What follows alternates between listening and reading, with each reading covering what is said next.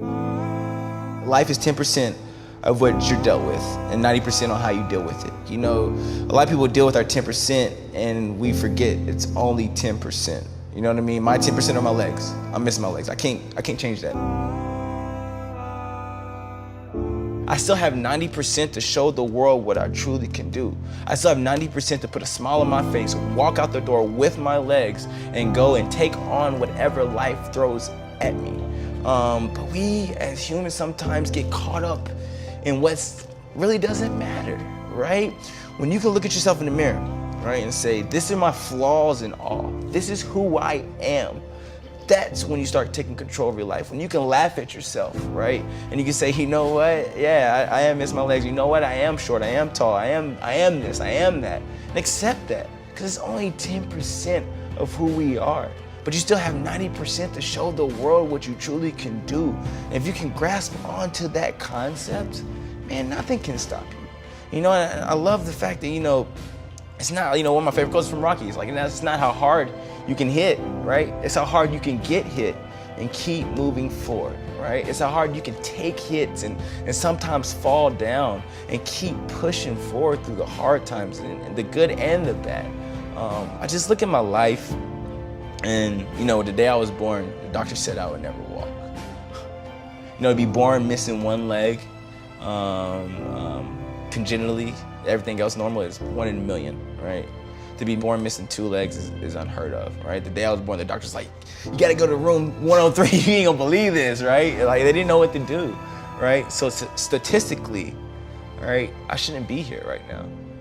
If you look at the facts and the numbers, right, the odds, right, I shouldn't be running. I shouldn't be competing. I shouldn't be winning medals. But we're not going off facts, right? We're going off hard work. We're going off determination.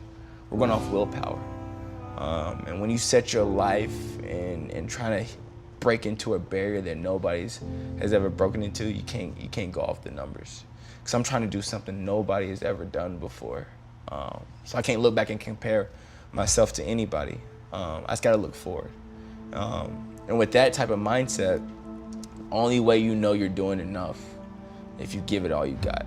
The only way I know that I'm pushing forward, you know, I can't go back and compare it to this guy, that guy. I gotta leave the track hurting. I gotta finish the workout, basically almost throwing up, right? I gotta leave the track to the point where I gotta pop my legs off and crawl to my car, right? I gotta put them back on to drive, but still I gotta crawl to my car. But you gotta set your own boundaries, right? My biggest disability isn't the fact that I'm missing my legs. My biggest disability is the fact what people think I cannot do with the fact that I'm missing my legs. So I've built my whole life proving to people what I can do. I've been building my whole life proving that just because I'm missing my legs doesn't define who I am, right? Just because I'm missing my legs doesn't mean I can't be the fastest man in the world. Who told me I couldn't? I mean, I heard it a lot, but who said, right? I'm setting these boundaries. And not only for me, but for the kids that's growing up. There's a kid out there with a disability, you know, or going through something internally, externally. You respond to adversity by saying, I don't accept that, right? Like, I'm not gonna make excuses. Yeah. That's so transformative already, because most people take their excuse, thank you very much, they go home. Right.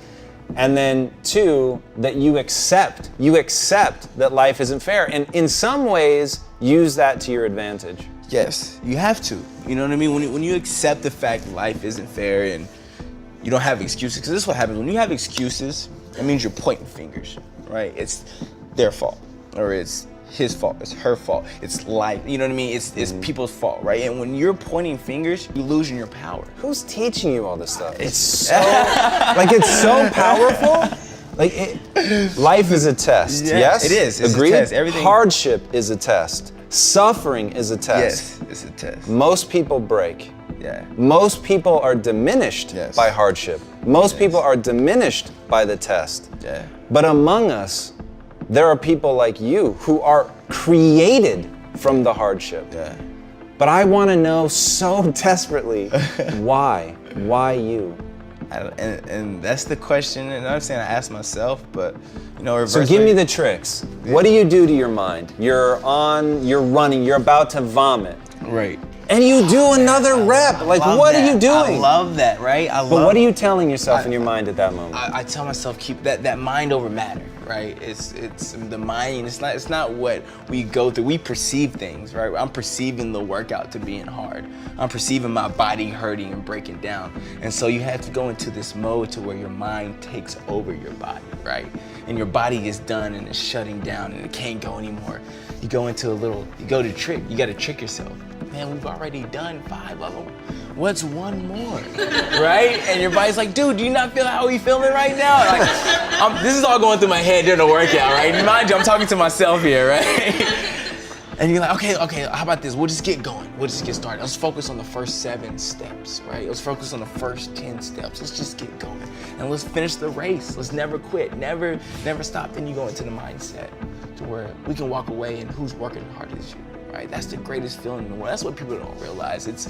You have the medals, right? You have the world records, and we have these TV shows where it's amazing, and the fans and the followers. But that's great. I love that. You know what I mean?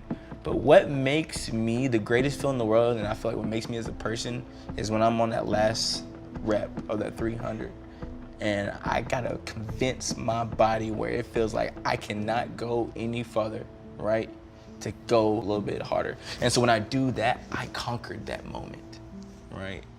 I challenged it and I defeated it in that moment. And nobody can take that away from me. Like, I fought, right? Nobody really sees that. I was having an internal battle with myself, with my mind and my body, when my body was telling me I can't, right? I can't do this, I can't do that. I heard that my whole life. And when I can go on the track and defeat and have that internal war inside, if I can beat that, if I can fight that, whatever's thrown at me, I'm gonna fight. I'm a fighter. You know what I mean? That's why I love running. That's why I love pushing the limits, right? I love being in uncomfortable positions, right? Because that's when you find out what your talents are, what you're good at, what you're bad at, what makes you feel uncomfortable, all your forms of fear, right? When it comes to fear, I was talking to one of my mentors and he broke it down to me. He said, you have 2 people, this is how they respond to fear. They forget everything, right, and run. F-E-A-R, forget everything and run, right? He said, you want to be the type of person, an individual, when you see fear, when you have fear, you face everything and rise. And that's the mindset I want to have. Every time I'm afraid of something or something scares me, I want to face it head on. I want to go toe to toe with it, right? And whether I win or lose, 'cause sometimes you're going to lose, right? I can walk away and say, you know what, this is what I learned about it. But if we're always living our lives as scared and afraid to push the limits, right? And that's the thing. If I was to wake up and like, I'm just gonna sit in my wheelchair today. I'm gonna sit on the couch, right? I'm just gonna collect a check, you know what I mean? From the government, I'm not gonna push. I'm not only have to put on my legs. Society will be okay with that, right? Society expects it. Expects that, right? And even though I'm not bothering nobody, all right? I'm not dying. Dude, I'm not living. I'm not living if I do that. And the time is now. We dealt with a lot of things, right? We dealt with racism, we dealt with sexism, you know what I mean? The ADA Act, we're facing disability. The time is now. We gotta look at ourselves and say no excuses, right? We all deal with demons. Everybody does, right? Everybody has problems, right? When you can conquer those problems and say, I have a problem, I'm gonna face it and rise, right? Face it all. And that's when you can get things done. Who has control over you? Who can stop you, right? And every day that I wake up, I say I want to be one of the fastest men in the world, and I have no legs. Some people laugh, some people joke, some people don't even believe me. I can look in their face like, dude, I'm trying to qualify for the Olympics. They're like, all right, cool, sure. This guy, right? He's on something right here, right? But I'm dead serious. And even though if they don't see it, I see it, right? I manifest my own destiny, right? God damn. That's a statement right there. You know what I mean? It's about manifestation, dude. You put that out there in the world. That's what people, and that's the beautiful part about it, right? Every day that I wake up, right, I believe that I'm going to walk. Point blank period. I believe that I'm gonna go out there and run. I manifest that out there into the world. I expect that, right? I put that out there every single day. I'm gonna walk, I'm gonna do this, I'm gonna do that. So that's out there in the world, right? You can't take that back. It's out there. So what's gonna happen once it's out there, you're gonna start conforming and doing things to figure out how I'm gonna walk, how am I gonna run. I believe that I can be one of the fastest men in the world. So I'm gonna start conforming to that. So I'm in those 300 workouts. I already put that out there that I'm gonna be the fastest man in the world. I want people to just laugh, smile, and shake their head in disbelief of how much I fought in my life. And regardless of how many no's that I hear, and I heard a lot, I'm gonna hear more, right? As many as I hear that, you just need to hear a few yeses. And I hear that yes every day that I wake up in myself, and I hear that yes when I meet people like you, right? And I have the same mindset and the same vision, you know what I mean? We're aligned in the same path. Everything happens, you know what I mean? I just feel like it's just who I am. That's how I'm structured. I couldn't, and if I didn't live this life the way I live it, it'll kill me. If I have to sit on the couch every day and just wonder what's gonna happen out there in the world, you know what I mean? I wonder what I could do if I had the opportunity to. That would irk me, man. That would irk me. I have to get out there and try it. I have to get out there and do it, whether I succeed or whether I failed. I know I can walk away and say I gave it my all. And that's the greatest feeling in the world. God, that's the greatest feeling in the world. I'm gaining so many tools in life, but trying to become an Olympian and trying to become one of the fastest men in the world. And hopefully, you know what I mean, once it's all said and done, I can use the tools. You know, when I first started running, I was a little kid, man. You know, I was just getting started. I never run in front of 80,000 people before. I've never been on an international stage before. I've never even traveled before. Right? I never even left the country. I never left Tennessee, right? Before I started running, my first time in California was because of running, right? Like, I was just this little country boy from Tennessee, right? Eating ribs and and collard greens, right? And because I wanted to become a runner born without legs has allowed me to see the world. Has allowed me to be on a show like this. Like, come on, man. Like, I'm gaining tools in life. And so when I'm done running, I will be able to look back and say, man, I learned this about myself. I learned that about myself, right? And I think that's the great part of giving it your all, so you can figure out what you're good at and what you're bad at and what you can do and what you can't do. And when you find out what you can't do, then you try to figure out how you can do it, right? That's the only way. Right? But if you're sitting back and complacent and scared and afraid to challenge life and to challenge yourself, it's a scary place to be in. That's a place that I know I don't want to be in. I know you don't want to be in at all. Very true. Yeah. What man. would you teach to, if you had a child, what are 3 powerful lessons that you'd want to make sure they learn? Oh, man. One is it's just gratitude and humility. You know what I mean? That's one thing that's really helped me in my life, and just being thankful for what I have. Don't leave before the miracle happens.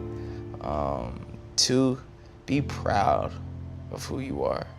From top to bottom, be proud. Live it, express it. And the last is never give up. Never, ever give up. The only way you can fail is if you give up. And the only person that can stop you from quitting is you yourself, that person in the mirror. You know what I mean? People can derail your main objective. They can maybe derail, right, your mission. But the only person that can have you stop fighting is that person inside of you. So, how do you keep fighting? Like when it's really nasty hard? yeah. Do you have a mantra or anything that you say, or? When it gets bad, right? I first think about the people who sacrificed for me, right? Who's worked hard for me, right? My family members, you know, the people in my life now. Like, man, they believed in me, right? So I can't give up on them, right? And then I look back and I think about everything I've been through so far in my life, right? When it gets tough, I'm just like, I can't push no farther, right? It goes back to playing those mind tricks again. You gotta play those mind tricks just like you playing mind tricks on the track. Gotta have those mind tricks with yourself. Like, man, look at everything you've done. You've made it this far. Why quit now? Why stop now? You've did all this. Why quit now? It's be a waste of time, right? And the last is just being thankful, man. Because I know it could be way worse. It could be way worse. So I'd be selfish to give up. That'd be rude of me, disrespectful. That'd be so disrespectful. To the kids that are watching To the kids that are watching me, to the kids who don't have what I have, right? There's kids in other countries who would wish and hope and pray and beg to have legs like these, to have opportunities that I've had. It's so disrespectful, man, if I gave up. That'd be rude, right? That'd be so rude, and that's not what I want to be. That's not what I want to stand for. You know, I always think about my legacy and what I want to stand for. And if I'm gonna be the man I want to be, and I feel like I want to be the man that I'm meant to be, I gotta keep fighting. Who is the man that you're meant to be? Man, the man I'm meant to be, somebody that changed lives, somebody that changed perception, perspectives, right? I want to be the guy who meets somebody they thought one way their whole life, right? By a conversation they had with me or an interview they seen with me, their whole mindset has changed, right?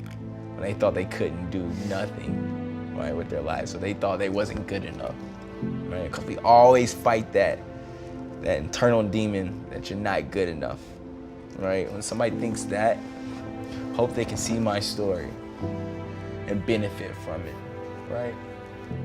And they say, you know what? If Blake can do it, I sure can do it as well.